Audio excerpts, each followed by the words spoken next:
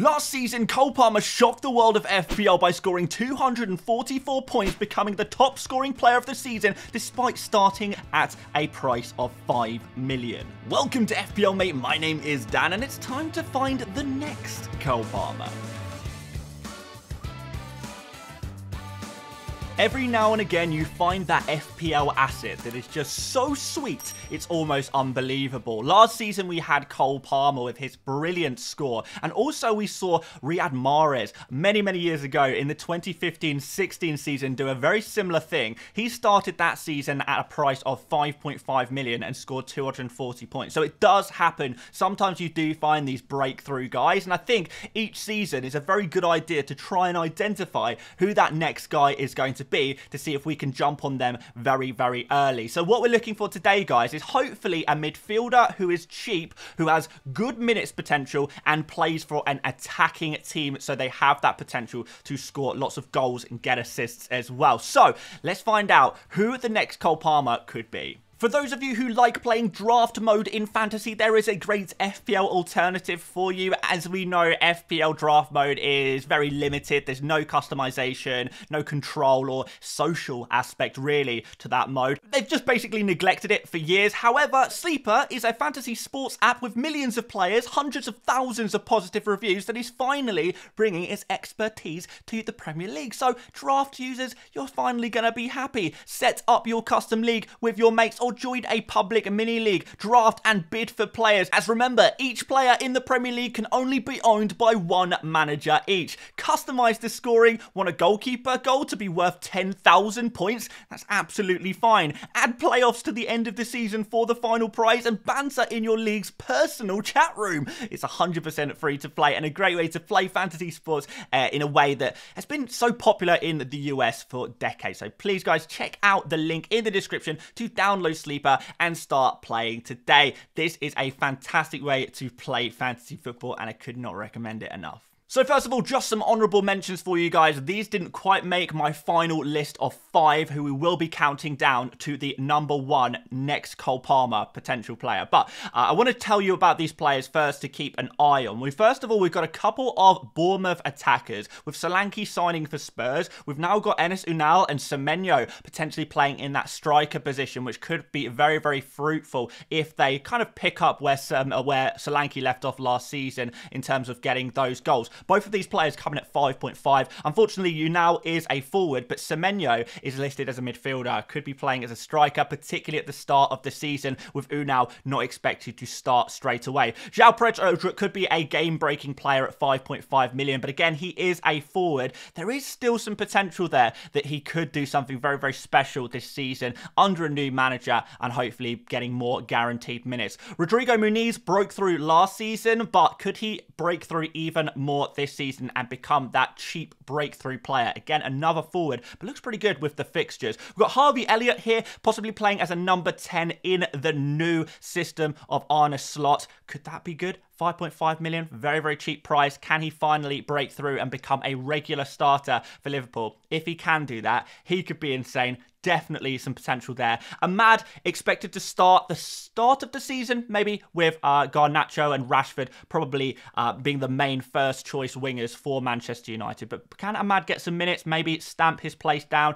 We never saw Palmer coming before, so could Ahmad do a similar thing there? He's 5 million, so he definitely works in that criteria. Jacob Murphy is interesting. With Newcastle still yet to sign a new right winger, it's expected that they're going to line up with Gordon on the left, Isak in the middle, and Murphy on the right as well. Murphy's had a really good pre-season, so it could be interesting to see if he can be the main man on the right for Newcastle, but maybe watch that space a little bit. Brereton Diaz has signed for Southampton, listed as a midfielder, and could be starting as a central striker. So you could get an out-of-position player here, potentially on penalties, maybe scoring a few goals in some decent fixtures for Southampton. We've got Bergvall at 4.5 million, highly talented youngster, playing as an attacking midfielder mainly. Could he do the business at Spurs? Spurs? Very, very possibly, but another wait and see. Brennan Johnson in an attacking Spurs team could also be very effective. 6.5 million, a little bit too expensive maybe for what we expect from him if we're looking for that elite, value for money pick, that super enabler that scores crazy amount of like premium level points, because that's what we're looking for. We're looking for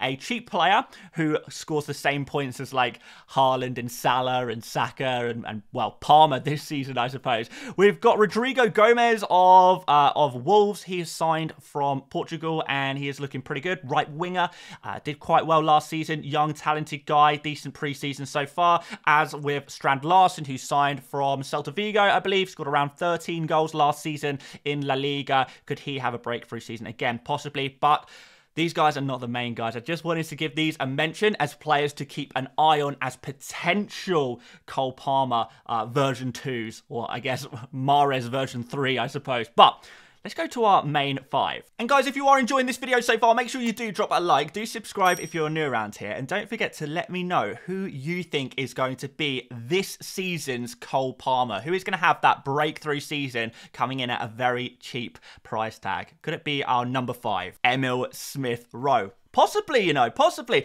Obviously, Smith-Rowe has had some injury problems over the last couple of years. He did get back to full fitness throughout last season, where for a lot of it, even though he wasn't playing, it wasn't so much because of his injury, but more that Arsenal had already kind of figured out other players that they'd like to play in the wing positions in particular. So Smith-Rowe didn't get very much opportunity at Arsenal last season, but Fulham fans can be very, very optimistic because Smith-Rowe got 10 goals and 2 assists back in the 21-22 season. He scored within 7 minutes of his friendly debut versus Sevilla during this pre-season and has generally great fixtures. So I think Smith-Rowe definitely has some potential at 5.5 million to do the business. The one question is around whether Fulham are an attacking enough team to maybe score enough goals that Smith-Rowe can be involved in for him to be one of the very top scoring players. Difficult to call at this point, but this guy is showing bags of potential. Can he get back to where he left off a couple of seasons ago, where he looked like he could be the next big thing? Oscar Bob is seeing a little bit of hype at the moment, and that's because he's been doing really well in pre-season. 2 goals and 3 assists in his 4 pre-season games, and actually, out of all of the players for Man City, no one is getting more minutes than Bob right now, so he seems to be a mainstay in Man City's pre-season strategies, I suppose. The question is, will he start in the Premier League? Well, Phil Foden is still not training. Alvarez is not training either, who, Alvarez could even leave the club, which would leave Bob as the only kind of striker / winger type player for Man City to back up Erling Haaland. We've also got Bernardo, De Bruyne and Doku. They've only just returned to training now, so therefore, starting the new season, could Bob actually see himself start a couple of games? And if he impresses in those first couple of games against Chelsea and Ipswich, can he continue to get a lot of minutes? Now, the reason I've put Bob in 4th place is because usually Man City players under Pep Guardiola do struggle to get regular minutes, and I don't think he'll ever find himself nailed on, no matter how well he does. I mean, we saw it take Phil Foden years to become a main starter for City, and it's a similar reason why Palmer actually ended up leaving the club. But if Bob, he does quite well, could he provide some good value for money at a 5 million midfielder? Definitely. If there's injuries at Man City, could Bob come through and be an absolute legend of FPL? Definitely. So there is potential here, but don't hold your breath on those minutes. Our number 3 is Minter Fresh. Yes, indeed. 10 goals and 5 assists for Feyenoord last season, which sounds not too bad, but it gets even better because he only played 1,462 minutes, which means that his numbers were actually really quite impressive in terms of goals and assists per 90. In fact, he was almost averaging a goal / assist, an attacking return per 90 last season for Feyenoord. So can he do something similar for Brighton this season? There's definitely some possibilities there. Likely to play right wing in this new Brighton system.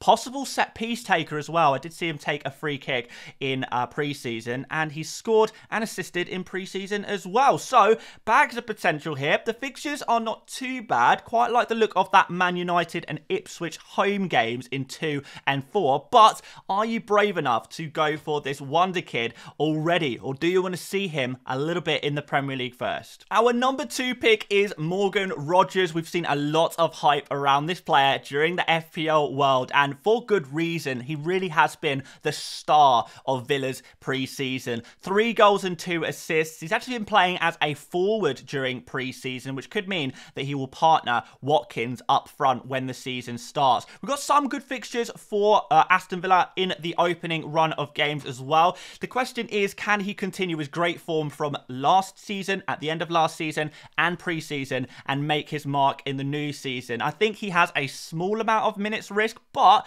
I really do think this player could be incredible. So that's why he's number 2 here. Plays for that really attacking Aston Villa team. There's going to be a lot of potential. You know, like we saw with Palmer last season, or maybe even Mahrez with Leicester, you don't need to be playing for a Liverpool or a Man City or an Arsenal to score a lot of FPL points, as long as your team is an attacking one. And that is definitely Aston Villa. And if Rodgers is a main part of that, he will naturally pick up points. And at 5 million, that is just a joke of a price tag. I think this guy will make a mockery of that price tag. But we've got to move on to our number 1. And our number 1 next Cole Palmer is going to be none other than Christopher Nkunku. Now, I know he's a little bit more expensive than Palmer's and, you know, maybe Mahrez's of the past. It's 6.5 million, but that's still a very nice and cheap price tag. The thing is with Nkunku is he ticks every single other box, and we don't need to speculate too much with him.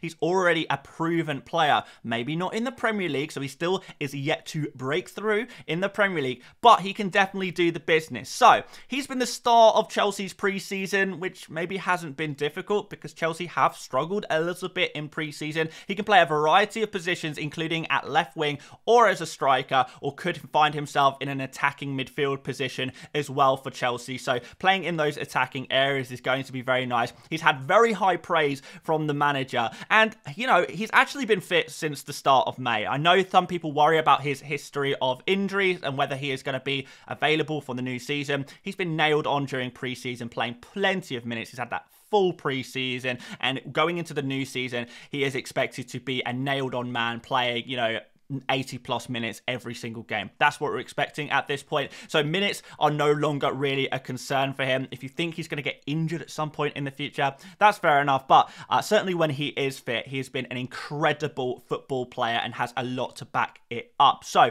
for example, back in the 22-23 season, which only ended just over a year ago, he scored 16 goals and 6 assists in 25 appearances for Leipzig. He was actually the player of the season and top goal scorer during that season, which is quite mad. The season before that, 20 goals and 15 assists in the Bundesliga in 34 games. So this is a guy who during Germany was tracking at an attacking return per game pretty much, which is absolutely elite. Really is. Now, he's probably not going to be able to do quite that much in the Premier League, but we've already seen through his limited minutes in the Premier League that he has been able to score goals and be impactful, whether that's from the bench or, you know, a couple of times starting games as well. So this is a player who we already know is brilliant. He has had a few injury problems since arriving at Chelsea, but going into the new season, fresh legs, ready to go, had that summer. It's everything that you need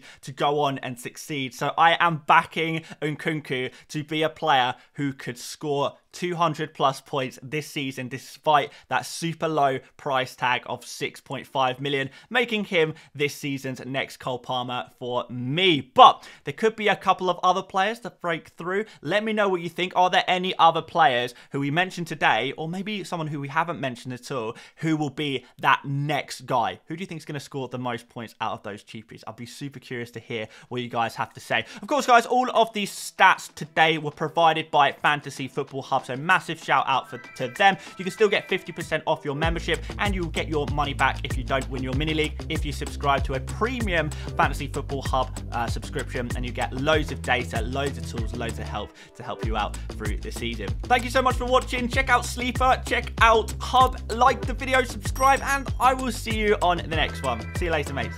Bye bye.